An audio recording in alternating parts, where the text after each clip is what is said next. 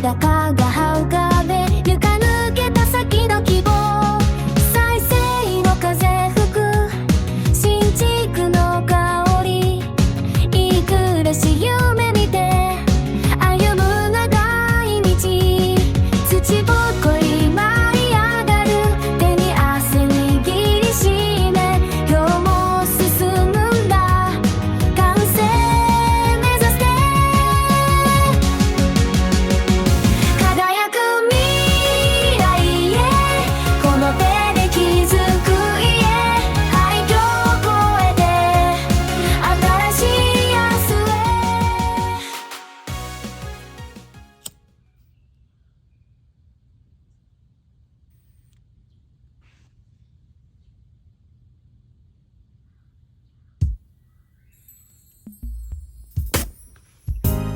皆さんこんにちは。季節は梅雨になり、廃墟では嫌いな蚊が出てくるようになってきました。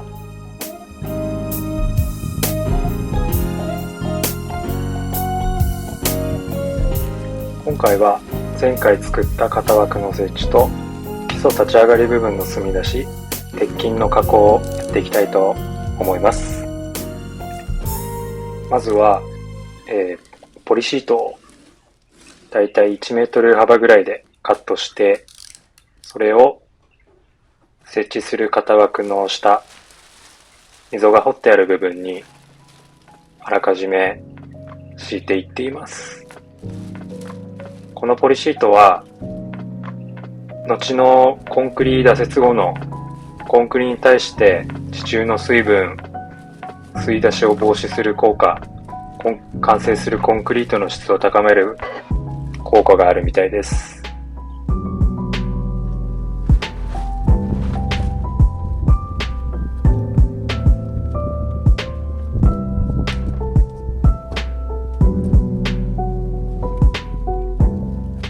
写真は前回の動画で作った型枠たちです。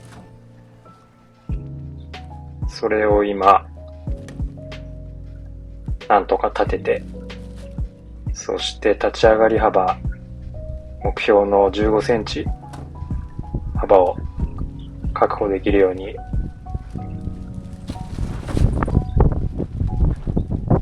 いろいろ方法を模索しています。最近は天気が雨が増えてきて、この日に関しては風が強かったです。シートを貼るにはちょっと鬱陶しかったですね。はい。では一面の型枠を進めていきましょう。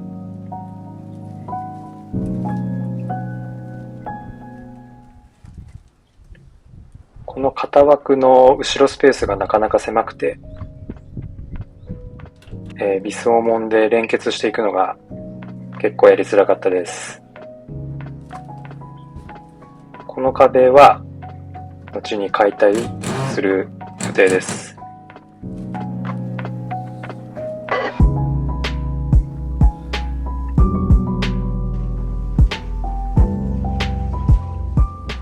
一面の型枠設置が無事終わりました。既存の壁からたるきを、型枠につけて垂直を取りました。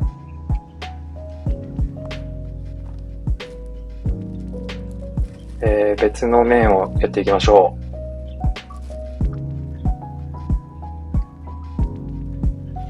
この場所は、屋外側の地面のレベルが屋内より高くてですね。で、特に雨が降った次の日には雨水が染みてきちゃって、で、この今設置している下の溝部分に水たまりができてしまうんですよね。なかなか対策できないかなといろいろブルーシートを覆ったりしてみたんですが、やっぱり無理でした。もう今は諦めて、ただ型枠設置を進めています。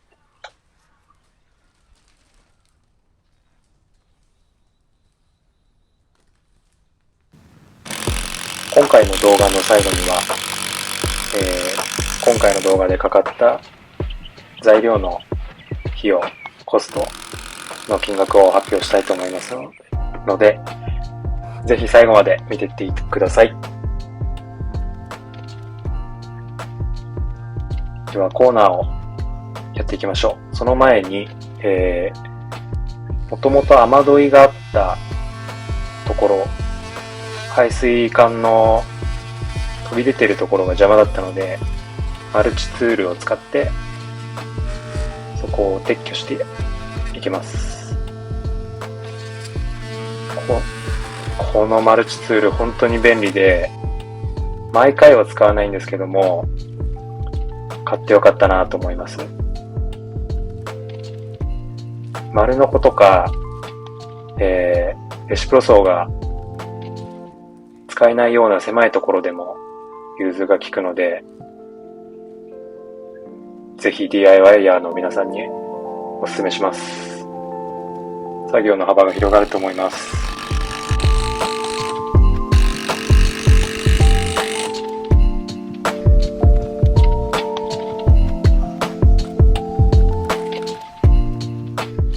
で、この面の、型枠垂直取るために取り付けるたるきですね。たるきの支えを、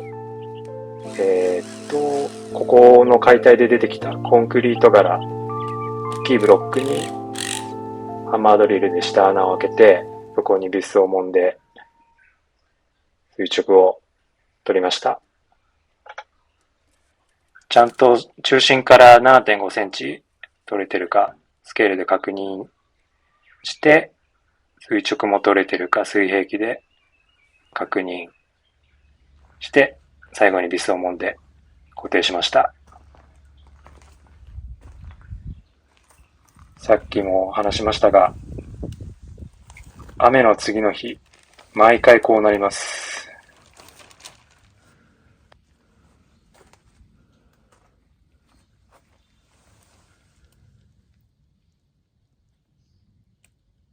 川ができました。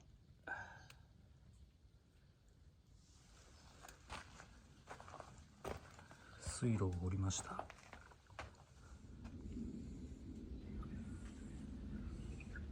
雑草の生命力凄まじく、現在6月ですが、人の背丈ほどの雑草が生い茂るようになりました。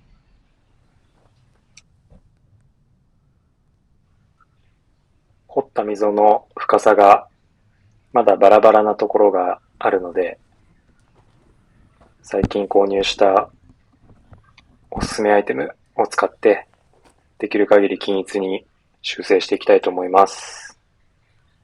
レーザー墨出し機ラスゴーというメーカーのセルフレベリング墨出し機を Amazon で、いくらだったかな、2万円はしなかったぐらいで購入しました。とってもおすすめできます。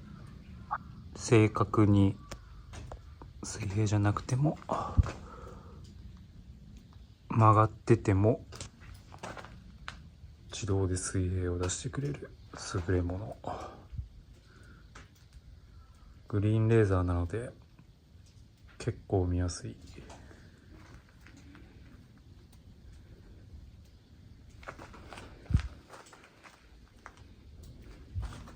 360度水平垂直が出せます。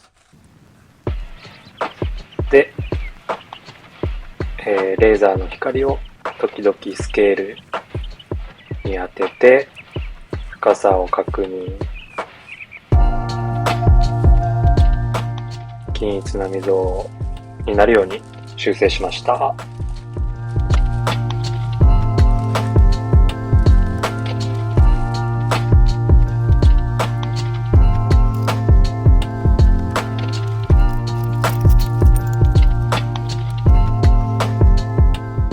で、さっき邪魔だった雨どいの排水管撤去できたので、このコーナーできるようになりました。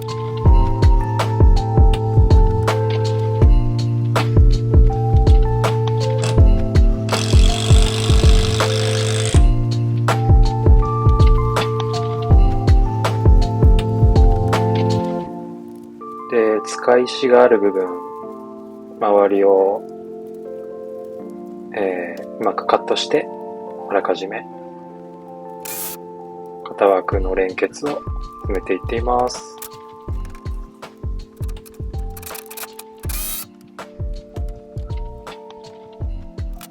で、ここも既存の壁を利用してたるきにビスを揉んで垂直になるように固定ですね。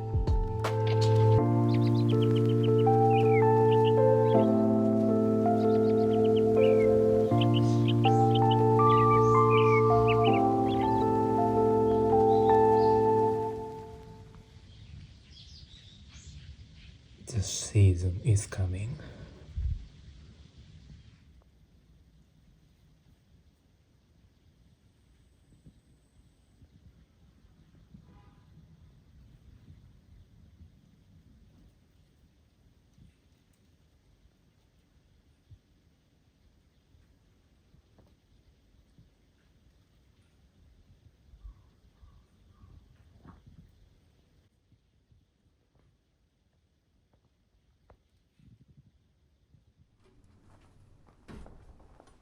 続いては基礎立ち上がり部分の青いマーキングのところですね。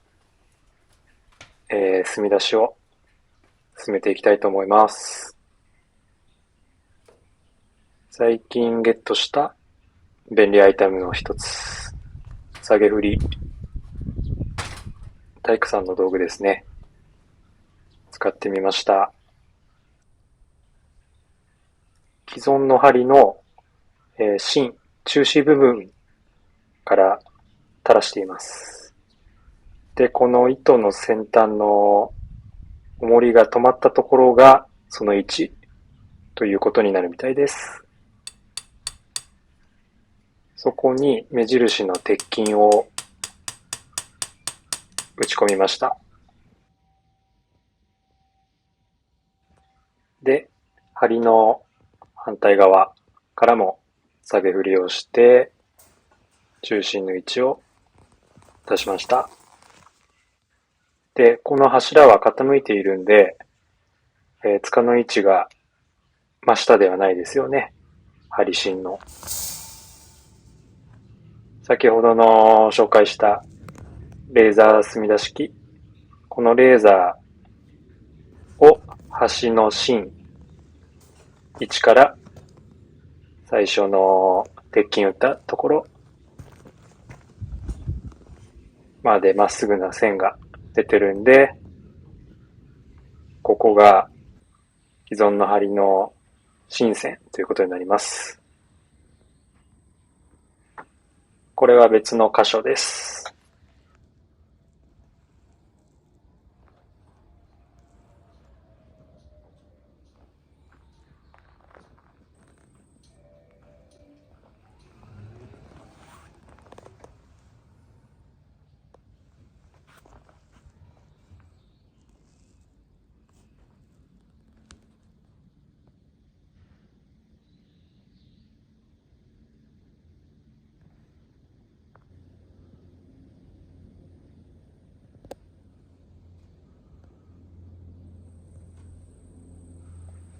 残っている土壁壊すと、外から雨水が入ってきちゃうようになるんで、壊せませんでした。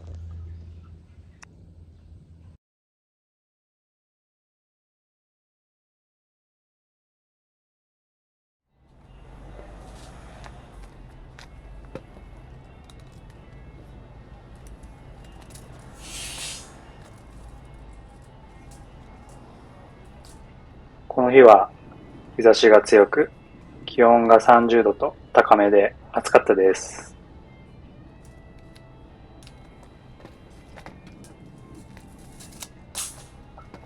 D13 の鉄筋と D10 の鉄筋を数十本買いました。このレンタル品は、3日間機材屋さんでレンタルさせてもらいました。ホームセンターに行けば人力の手動の鉄筋ベンダーカッターがあるんですが、この本数を全部人力でやるのは無理だと判断して、今回はレンタルをすることにしました。カッター部分に指などを入れないように気をつけてやれば、操作は至ってシンプルで簡単でした。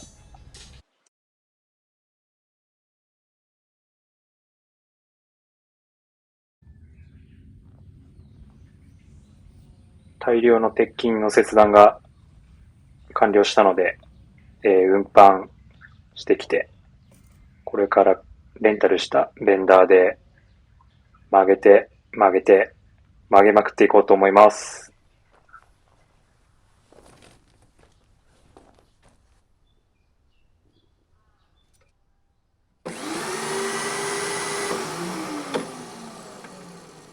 この鉄筋は太さが1センチぐらいで、一見硬そうには見えないんですが、実際は機械なしで人力で曲げるのはとても難しくて、で、それをいとも簡単に曲げてしまうこの機械のパワー、恐ろしいなと思いました。指とか挟まないように気をつけて作業した方がいいと思います。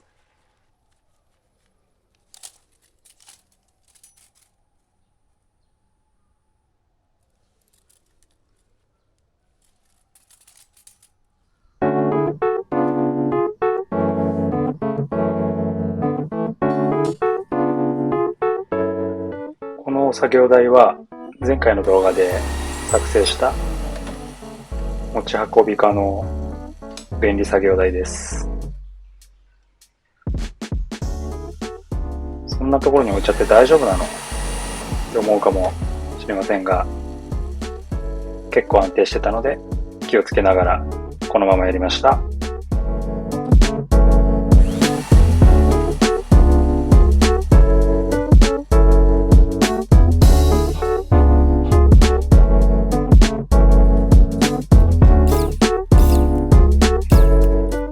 やればやるほどなんとなく要領がつかめてきたような気がして、作業スピードも上がっていきました。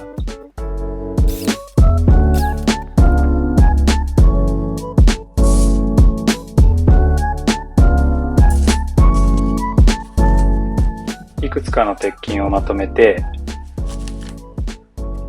曲げる箇所にあらかじめまとめてマーキングをつけておくと、加工するときやりやすいなと思いました。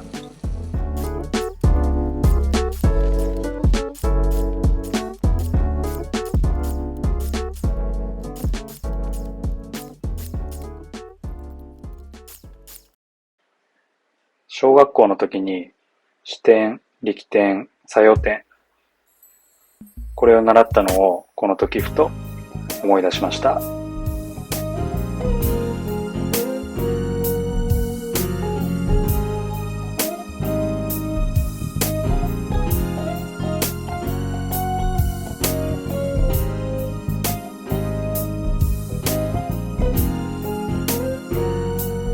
ご視聴ありがとうございました。チャンネル登録と高評価お願いいたします。次回の動画では今回加工した鉄筋の背筋をやっていきたいと思います。それではまたね。